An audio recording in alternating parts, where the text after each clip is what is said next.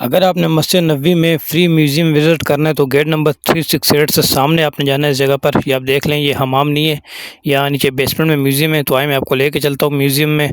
यहाँ से आपने सीधा नीचे जाना है बेसमेंट में और ये सामने आपके म्यूज़ियम आ गया। यहाँ 2 रूम है, मैं आपको एक रूम का विज़िट करवा देता हूँ इस वीडियो में।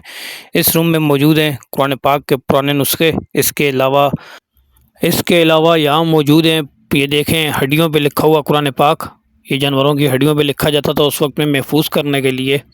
इसके अलावा लकड़ी के तन्नों पे लिखे हुए हैं कुरान पाक।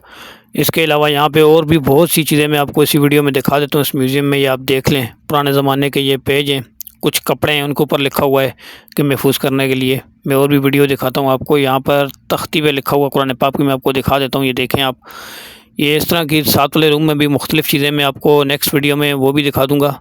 मुझे फॉलो करें, वीडियो को लाइक शेयर ज़रूर करें। बहुत शुक्रिया आप सबका।